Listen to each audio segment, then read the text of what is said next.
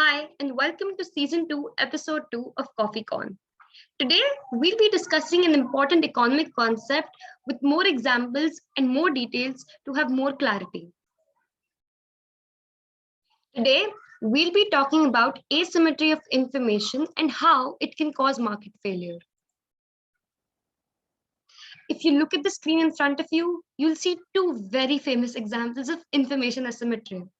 And these are actually the two examples which will lead to market failure. One is the market for lemons, which is second-hand cars, and the other is health insurance. These are cases where asymmetry of information reduces the market and finally causes market failure. But does market failure always occur? Well, let's find out. Let's start by defining information asymmetry. Wikipedia defines information asymmetry as a concept that deals with the study of decisions and transactions where one party has more or better information than the other party. This could either be the seller's side or the buyer's side. One of the party has more information about the product, and this, when exploited, will lead to market failure. But does this market failure always occur? I mean, if you think about it, information asymmetry is everywhere, but market failures don't happen every day and everywhere. So when does it happen? There are three specifications that you need to keep in mind, and only then will market failure occur. These three conditions or specifications are a lot of money or a huge amount of money invested, a long-term invested or a long-term use of the product, and no guarantee or warranty related to the product at all. You may seem a bit confused. Well, I'll explain this better with an example. We'll take the example of health insurance and buying clothes. Health insurance is very expensive for the producer, the seller, and the buyer. It is a long-term thing. Health insurance is usually bought for your whole life. And finally, there are no returns or any guarantee or any warranty for it. On the other hand, buying clothes for us as a consumer is relatively cheaper. It's a frequent investment, which means it's short term. We go very often to buy clothes. And there is return available, though for a limited period of time. Now, this makes health insurance a bit more risky than buying clothes. Hence, even though asymmetry of information exists in both these examples, market failure will only be caused at health insurance. Think about it. Do you really think about who's making the clothes, where the material is sourced from before buying them? No, because you know if it's not good, you'll return it or you'll just buy some more later because it's cheap.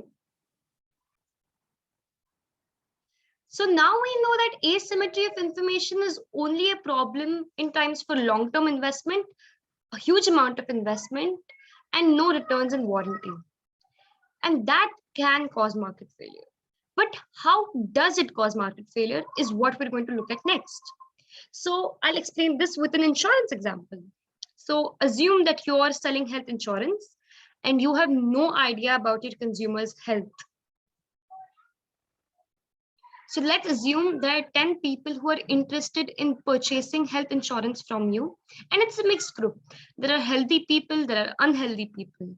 When I say healthy, I mean they have a good diet, they exercise regularly, and they're very, very strict and conscious about their health.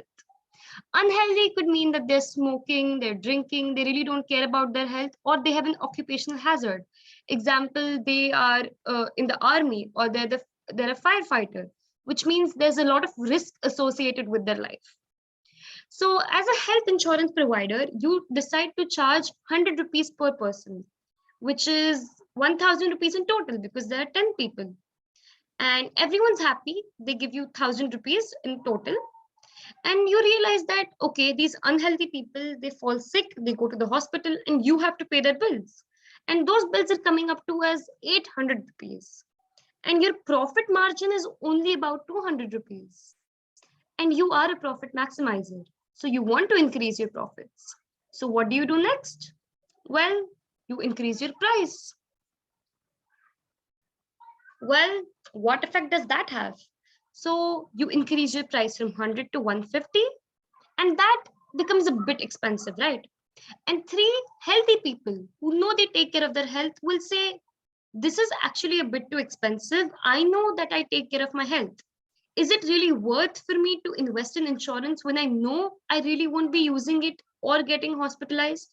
So 150 for some, let's say three people, becomes too expensive. They think that the costs outweigh the benefits, and so they resign.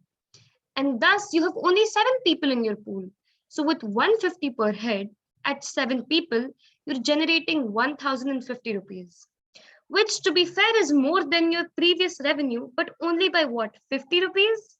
So your bills are still going to stay the same because the unhealthy people haven't left, but your profit hasn't really increased. So what do you do now? So now you raise the price to 200 per head because you want to make your profit. And then you realize that this cycle of the healthy people leaving your insurance continues because they think that 200 is just too much for health insurance. So the three relatively healthier people will back out from this, and you'll only be left with four people who will be willing to pay 200 for the health insurance. So you'll only have a total of 800 rupees, which, mind you, is less than the revenue before, which is 1050 rupees. And now you're realizing that the more you increase your price, the faster the relatively healthier people are backing out. So now you increase the price to 250 per head.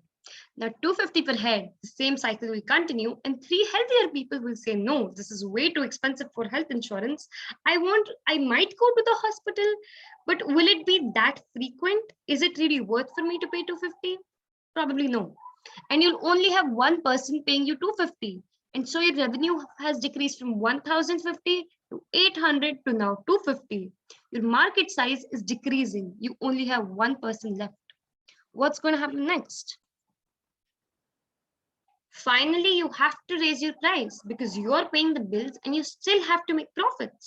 So you raise the price to what, 300 rupees per head?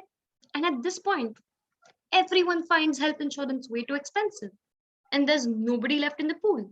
So at 300 rupees per head, the market share is zero. Nobody is ready to pay.